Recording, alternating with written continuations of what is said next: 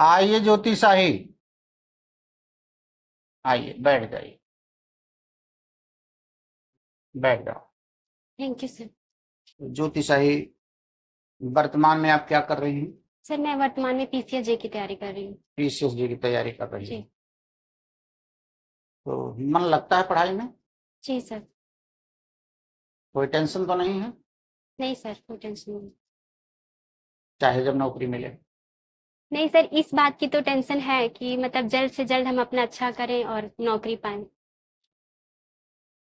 तो अपनी शिक्षा वगैरह के बारे में बताइए। सर मैं हाई स्कूल श्री राम वृक्ष इंटर कॉलेज से की हूँ, जो देवरिया में है। और मैं 12th अपना बीपी इंटर कॉलेज से की हूँ, जो देवरिया में है। और मेरी ग्रेजुएशन की पढ़ाई महिला डिग्री पीजी कॉलेज से पूर्ण हुई है।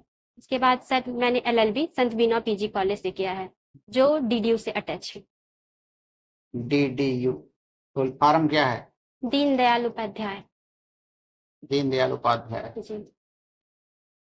एलएलबी का किस सन में पास की? सर 2020 में। 2020। गोरखपुर से। जी। उत्तर प्रदेश के मुख्यमंत्री कौन हैं? सर कहते हैं श्री योगी आदित्यनाथ जी। धार्मिक दृष्टि से गोरखपुर में कोई चीज मशहूर है जी। क्या? सर गोरखपुर का मंदिर जो है काफी फेमस है। क्या? गोरखनाथ। गोरखनाथ। जी। ठीक। पढ़ाई लिखाई में आप ध्यान देते हैं? जी। चलिए, कोई विशेष विषय आपको ज्यादा अच्छा लगता है, चाहे जो सभी? सर किसी विशेष विषय को तो मेरा कोई प्रिय नहीं है सर, मेरा सभी पे फोकस रहता है। सभी। जी। कितने मूल अधिकार हैं भारतीय संविधान में? सर 6। कौन अधिकार सबसे बड़ा मानते हो? Sir 21, article 21। 21 तो आप बताया ही नहीं। प्राण देहिक स्वतंत्र। खुद बताया ही नहीं। तुम्हारा गला कोई दाब दे, हम्म। लेकिन विधि के अनुसार ही दाब सकता है। जी। विधि के अनुसार ही फांसी दी जा सकती है। ठीक है। कॉग्निजेबल ऑफेंस किसे कहते हैं? सर सीआरपीसी की धारा में 2C में संज्ञेय अपराध को परिभाषित किया गया है।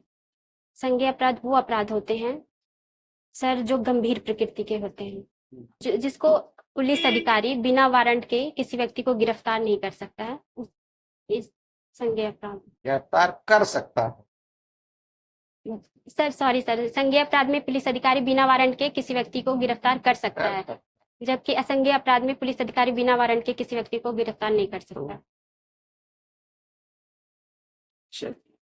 जांच और विचारण में अंतर बताइए।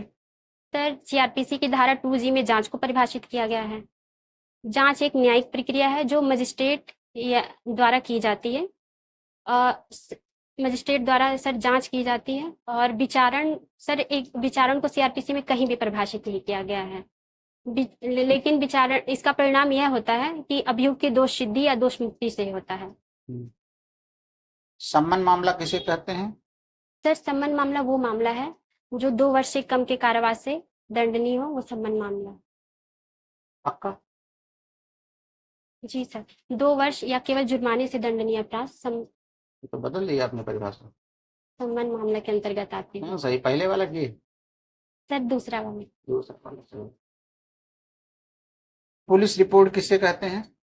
सर पुलिस रिपोर्ट थाने के भारसाधक अधिकारी द्वारा अन्वेषण समाप्त हो जाने के पश्चात सक्षम मजिस्ट्रेट को किस प्रकार पुलिस रिपोर्ट भेजेगा और उसमें कौन कौन सी बातें उल्लिखित होंगी, ये सब पुलिस रिपोर्ट के अंतर्गत आती है। चार्जशीट तथा फाइनल रिपोर्ट, ये सब पुलिस रिपोर्ट के अंतर्गत आती है। पुलिस रिपोर्ट का महत्व क्या है? सर किसी अभियुक्त को पुलिस रिपोर्ट के आधार पे ही अगर उसके विरुद्ध पर्याप्त साक्ष्य बनता है तब तो उसे दंडित किया जाएगा, और पर्याप्त साक्ष्य नहीं बनता है तो उसको दोष मुक्त कर दिया जाएगा। ये महत्व उसका। ये तो सब बाद में आएगा। पुलिस रिपोर्ट पर ही संज्ञान लिया जाता है, यही इसका महत्व। वो सब तो बाद में आएगा। अगर उसमें पर्याप्त चीज नहीं रही, संज्ञान ही नहीं होगा। महत्व का मतलब है कॉग्निजेंस, इसी से शुरू होता है। जी पुलिस की भगवत गीता है ये, पुलिस के लिए। सर, प्राथमिक कार्रवाई है संज्ञान। जी संज्ञान। पुलिस एफआईआर लिखती है। जी अगर कोई रेप की घटना हुई है जी और लड़की विकलांग है, तो उसका एफआईआर लिखने के क्या प्रावधान है? सर, उस अगर कोई रेप पीड़िता है हम्म। तो उसका एफआईआर उस जहां वह लड़की है उसके स्थान पे जाकर लिखने का प्रावधान है। और जिस दिन से सूचना मिलती है उस दिन से 2 माह के अंदर उस मामले का निपटारा करने के लिए पुलिस अधिकारी बाध्य है, निपटारा अन्वेषण करने के लिए बाध्य है। ये भी एफआईआर में लिखा है? जी एफआईआर वाले चैप्टर में लिखा है? एफआईआर वाली धारा में? नहीं सर, अन्वेषण के धारा में। तो वहां कहाँ जा रहे हैं? एफआईआर लिखने का तरीका बताओ। कौन लिखेगा एफआईआर? सर, थाने का भारसाधक अधिकारी। पुरुष होगा, महिला होगी? सर सर, अगर महिला का मामला है तो उसमें तो महिला का मामला रेप तो महिला रहेगी ना। जी महिला तो रेप है। जी जी महिला क्या अधिकारी एकदम डालेंगे। रट्टी वाला कर रही है? रेप माने महिला तो है, जी पीड़ित महिला तो है। देखा,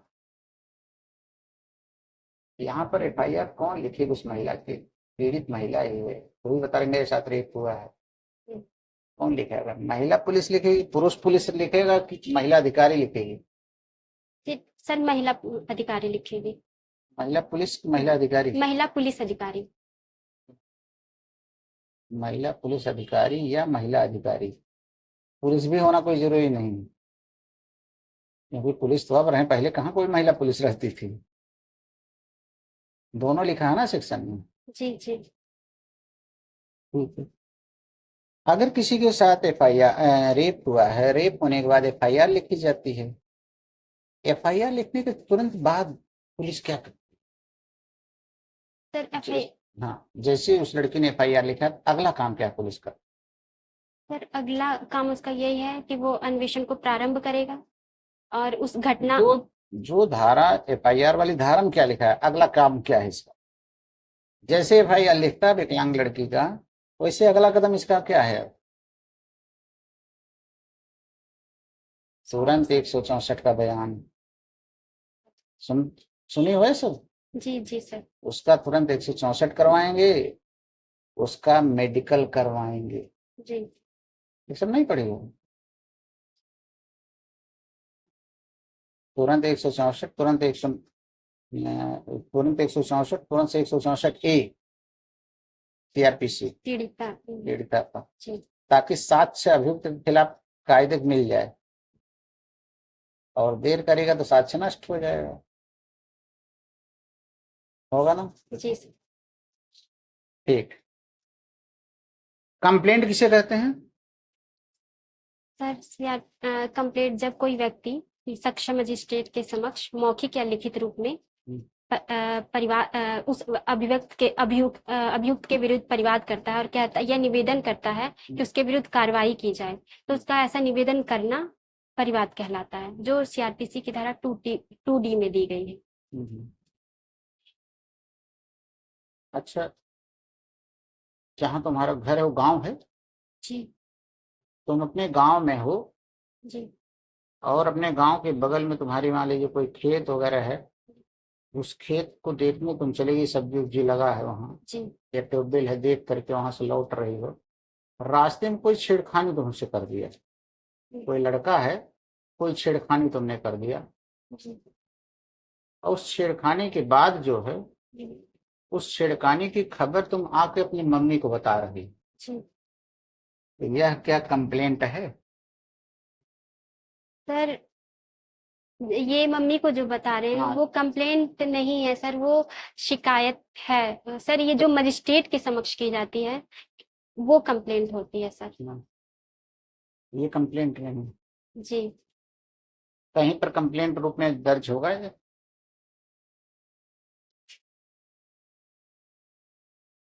सर, अगर मैं मम्मी के पास आके कहती हूँ हाँ। और उसके बाद से मेरी मृत्यु हो जाती है। जैसे तो सर ये मृत्यु काली कथन के रूप में। जीवित रहोगी तो कहीं यूज नहीं होगा, अगर जीवित रहती हो जी तब भी तो हो सकता है। जी सर, फिर मैं जाके अगर कंप्लेन जाके पुलिस को बताती हूँ तो फिर FIR दर्ज कर। सेक्शन 6 में आएगा सुसंगत सर। जी जी ये कंप्लेंट, सेक्शन 6 में आएगा। ये कंप्लेंट सेक्शन 8 में भी आएगा। पूर्ववर्ती पश्चातवर्ती आचरण। कंडक्ट है ये, तुम्हारा कंडक्ट है। जो तो लड़का कहा तो इन्हीं को क्यों कह रही है ये लड़की, दूसरे लड़के गांव को नहीं कही, जी इन्हीं को क्यों कह रही है। तो कंप्लेंट इसको भी कहते हैं एविडेंस एक्ट धारा 6 में, धारा 8 में, धारा 8 में एज ए कंडक्ट, जी धारा 6 में एक ही संव्यवहार, तुरंते कही हो, तुरंते किया, तुरंते आके कह दी थी। जी सर। तो धारा 8 में आचरण रूप में जी तुरंत कहा। शिकायत जरूरी नहीं थाने पर किया जाए, शिकायत माँ से भी जो हुई या पिता को जो बताया गया वो शिकायत भी कंप्लेंट परिवाद है। जी सर। किस लिए कह रही हो, जैसे मजिस्ट्रेट की कोई सहायता पर माँ से भी कोई सहायता के लिए कह रही हो, जी उसको डांटो डपटो। यही कंप्लेंट का उद्देश्य है, लिखा है किताब में, पढ़ लेना। जी सर, पूर्ववर्ती आचरण में आ जाएगा ये। प्राइवेट प्रतिरक्षा का बचाव कब नहीं मिलेगा? सर इसे भारतीय दंड संहिता में 4 परिस्थितियां दी गई हैं, सेक्शन 99 में। इन पर अगर ये परिस्थितियां होती हैं तो किसी व्यक्ति को प्राइवेट प्रतिरक्षा का अधिकार नहीं है। और सर ये 4 परिस्थितियां हैं। सर लोक सेवक के विरुद्ध प्राइवेट प्रतिरक्षा का अधिकार नहीं है। तो ये और अपवाद है इसका? जी सर, अगर लोक सेवक अपने पदाभास में कार्य नहीं कर रहा है तब तो प्राइवेट प्रतिरक्षा का अधिकार है, और अगर वो विधिपूर्ण कार्य नहीं कर रहा है तो प्राइवेट प्रतिरक्षा का अधिकार है। और लोक सेवा के निर्देशन में कार्य करने वाले व्यक्ति के विरुद्ध प्राइवेट प्रतिरक्षा का अधिकार नहीं है। और सर खतरे की समाप्ति हो जाती है तो प्राइवेट प्रतिरक्षा का अधिकार नहीं है। और अगर लोक सेवक की सहायता का समय उपलब्ध है तो हमें प्राइवेट प्रतिरक्षा का अधिकार नहीं है। दंगा किसे कहते हैं? सर दंगा, सर जब 2 व्यक्ति सार्वजनिक स्थान पर किसी लोक शांति को विघ्न डालते हैं तो वहां पे दंगा उत्पन्न होता है। कितनी बहन हो तुम? सर मैं अकेले हूँ। तुम और तुम्हारे पड़ोसी की कोई लड़की दोनों तुम्हारे घर के दरवाजे पर लड़ रही हैं। जी गांव के कम से कम 50 लोग इकट्ठा हो गए, जी गाली गलौज हुआ, दंगा है? सर दंगा में आवश्यक है कि वास्तविक लड़ाई हो। वास्तविक लड़ाई का मतलब सर दोनों में हाथापाई होना चाहिए। सर गाली गलौज अगर सिर्फ हो रहा है तो वो दंगा के अंतर्गत नहीं आएगा। तुमने सार्वजनिक स्थान बोला, तुम्हारा घर सार्वजनिक स्थान है? और सर सार्वजनिक स्थान पार्क वगैरह नाटक के। दुष्प्रेरण क्या है? सर दुष्प्रेरण किसी व्यक्ति को कोई कार्य उकसाकर षड्यंत्र और सहायता द्वारा करके करवाया जाता है, जो 107 से 120 भारतीय दंड संहिता में परिभाषित किया गया है। विबंध किसे कहते हैं? सर विबंध किसी एक व्यक्ति कोई किसी अन्य व्यक्ति को यह विश्वास दिलाता है कि अमुक वस्तु मेरी है, और उस विश्वास के अनुसार वह दूसरा व्यक्ति उस पर को अपनी स्थिति में महत्वपूर्ण परिवर्तन कर लेता है। तो सर वहां पे विबंध का सिद्धांत लागू होगा। चलिए, तुमने एक लड़के से कहा कि अगर तुम सारी लड़कियों से नाता तोड़ लो तो मैं अपनी शादी तुमसे कर लूं। जो और भी सिविल जज वगैरह, उसका किसी अन्य सिविल जज लड़की से जो है शादी होने वाली है, लेकिन आपने कहा अगर इससे नाता तोड़ लो तो मैं तुमसे शादी करने के लिए तैयार हूँ। उसने उस लड़की से नाता तोड़ लिया जबकि चयनित लड़की थी,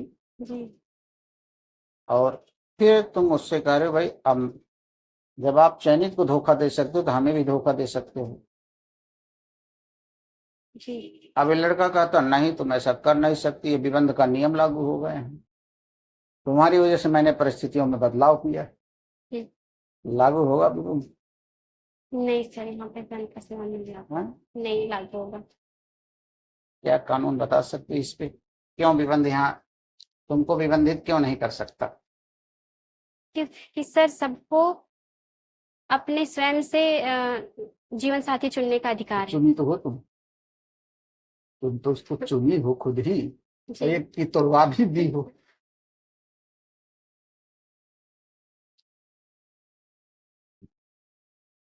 भारतीय संविधान के अनुसार तुम्हारे ही के अनुसार तो किसी को छोड़ दे रहा है, जी और तुमको बेरोजगार हो। जी बताओ जहां से इसका उत्तर हो सकता हो, अगर याद हो तो।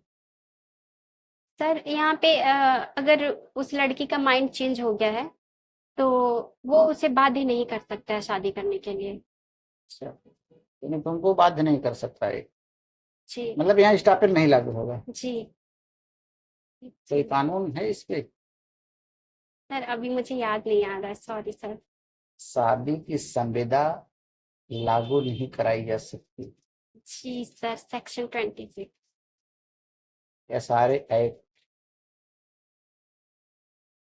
विवाह की संविदा को लागू नहीं कराया जा सकता होने के बाद जी भले।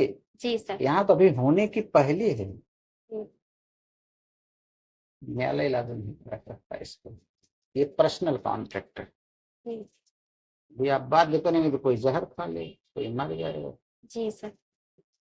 ये सारे एक धारा 10 और 14 में प्रावधान दिए गए हैं। जो संविधाएं जो होती हैं व्यक्तिगत योग्यता पर आधारित होती हैं। शादी व्यक्तिगत अहर्ता पर है। जी याद नहीं है, जानती तो हो ही गई। सर, थोड़ा सा भूल गए थे। ये कोचिंग में नहीं पढ़ी होगी, ये हमारे यहाँ पढ़ाया जाता था शादी उदी वाला। चलिए, ये क्वेश्चन याद हो गया ना। जी तो किसी को तोड़वा करके अपने विबंध नहीं लागू करवाओगे। जी बेवकूफ भी उसकी को पढ़ा नहीं था कायदे से, नहीं तो ऐसा करता ही नहीं। जी निबंध लैंड वगैरह के मामलों में लागू होता है, आदमियों के संबंध में इस सभी के नहीं लागू होता, अगेंस्ट प्रॉपर्टी वगैरह। जी सर। सक्षम साक्षी कौन है? सर, सक्षम साक्षी वह व्यक्ति है जो न्यायालय द्वारा किए गए प्रश्नों को समझने में समर्थ है और जिनका तार्किक रूप से उत्तर देने में समर्थ है, वह वो सक्षम साक्षी कहा जाएगा, और जिसको न्यायालय अयोग्य घोषित ना करे। अच्छा अच्छा। संविधान में दिए गए सामाजिक न्याय के उद्देश्यों की पूर्ति के लिए SC/ST एक्ट बनाया गया जी है ना। सामाजिक न्याय के उद्देश्य की पूर्ति के लिए SC/ST एक्ट बनाया गया। जी भारतीय संविधान में सामाजिक न्याय की बात कही गई है। जी सर। बताइए क्या लिखा है? सर, प्रस्तावना में कही गई है सामाजिक आर्थिक एवं राजनीतिक राजनीतिक न्याय। न्याय। सामाजिक न्याय पाने के लिए भारतीय संविधान में किस प्रावधान के तहत SC/ST को प्रमोट किया? SC/ST एक्ट बनाया गया। सर, इसमें 3 जगह प्रावधान किया गया है। आर्टिकल 15(4), आर्टिकल 16(4) और आर्टिकल 366 के सब क्लास 24 में। SC/ST एक्ट का उद्देश्य क्या है?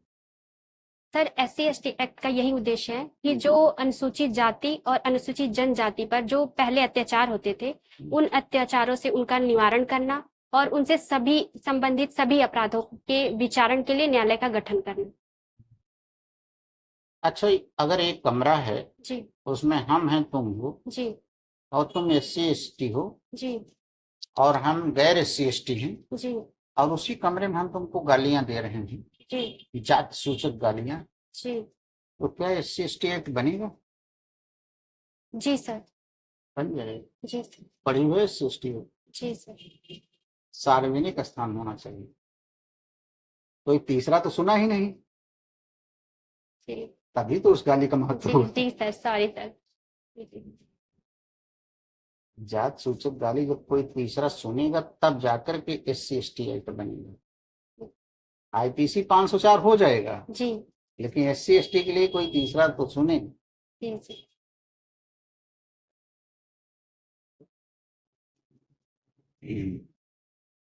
अत्याचार किसे कहते हैं?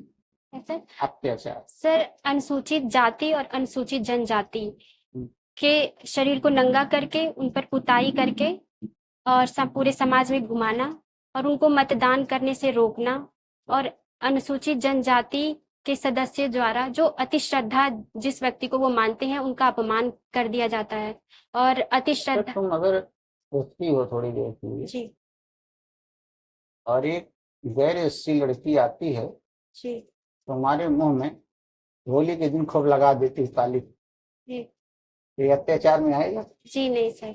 हम्म, सर ये त्योहार के अंतर्गत जो होली है वो उस भावना से नहीं कर रही है सर। अब ये अत्याचार नहीं। ये अत्याचार। तमाम लोग भागते हैं, लोग दूसरे दौड़ा जी दौड़ा लगा देते हैं, जी तो अत्याचार नहीं हो रहा है? जी मुंह बंद किए रहते, हाथ खींच खींच के लगा देते हैं, गंदे गंदे पेंट लगा देते हैं। कोई ऐसा हुआ तुम्हारे साथ नहीं? जी सर ऐसे कलर वगैरह तो लगाए हल्का फुल्का सर। हम होली के दिन बाहर नहीं जाते हैं, अंदर ही रहते तो घर वाले भी लगा देते हैं, हैं। हाँ सर घर वाले थोड़ा बहुत। जी उसमें अबीर लगा देते हैं बहुत ज्यादा, जी उससे भी आंखों में दर्द करने लगती है। जी छोटा मोटा अत्याचार थोड़ी जाता है, लेकिन एससी एसटी इतना ज्यादा नहीं कि उसमें जी कानूनी कार्रवाई किया जाए, विशेष अवसर का बेनिफिट मिलेगा। जी। चलिए, एससी एसटी के मुकदमे क्यों न्यायालय देखता है? सर एससी एसटी के मुकदमे विशेष न्यायालय देखता है। इसे राज्य सरकार उच्च न्यायालय के मुख्य न्यायमूर्ति की मदद से सेशन न्यायालय को विशेष न्यायालय के रूप में गठित करता है। अच्छा, तो जज कौन बनता है उसमें? सर सेशन जज में सेशन जज। क्या योग्यता होनी चाहिए उसकी? जी सर। एससी एसटी के कोर्ट में बैठने वाले जज की योग्यता क्या होनी चाहिए? कितना पढ़ा लिखा हो? सर जो सेशन जज की कोर्ट की योग्यता होती है वही। तो वही योग्यता बताओ। सर उन्हें मृत्युदंड के मामलों को सुनने का अधिकार हो। अरे मतलब कितनी उनकी उम्र हो, कितना मोटा हो, कितना पतला हो, कितना पास हो? सर उम्र की तो इसमें कोई वो नहीं है। काहे नहीं? नहीं, कुछ तो होगा सर ये हाई कोर्ट के भाई। सेशन जज जो होगा, जी वरिष्ठ। तो कम से कम 7 साल लिखा है ना भारतीय संविधान में, जी अपर जिला जज बनने के लिए न्यूनतम 7 साल का अधिवक्ता होना चाहिए। जी डायरेक्ट कोई सेशन जज ऐसे थोड़े बन जाता है। जी सिविल जज के बाद भी सेशन जज बनने के लिए काफी लंबा संघर्ष करना पड़ता है। रिटायर जज होना चाहिए। ठीक है, पॉक्सो एक्ट जानती हो, सुनी हो? जी सर। अगर कोई लड़की पॉक्सो एक्ट में मुकदमा दर्ज कराना चाहती है, जी तो कम से कम उसकी उम्र कितनी होनी चाहिए, या अधिकतम उम्र कितनी होनी चाहिए? सर उसे 18 वर्ष से कम होना चाहिए। 18 15। वर्ष से कम। ये लड़की और लड़का दोनों मामलों में लागू, क्यों लड़कियों पर ही? सर सर केवल लड़कियों। क्यों लड़कियों पे? जी नहीं सर दोनों पे है, दोनों पे लागू। सॉरी सर दोनों पे लागू। 18 वर्ष से कम के लड़कों के साथ भी अगर लैंगिक काम जी होगा, लैंगिक दुरुपयोग उनका होगा, जी सर। अननेचुरल लस्ट वगैरह उनके साथ होगा, तो उनके उनके ऊपर भी तो लग जाएगा। जी जी तो ज्योति साहब, बड़ा अच्छा जवाब देने का प्रयास आपने किया। अब आप जरा बताइए, सुप्रीम कोर्ट का चीफ जस्टिस कौन है? माननीय DY चंद्र। माननीय गृह मंत्री कौन है? सर श्री अमित शाह। भारत का प्रधानमंत्री कौन है? सर माननीय नरेंद्र मोदी। कोई महिला भारत के सर्वोच्च पद पर बैठी है, क्या नाम है? और सर माननीय लीला सेठ सर।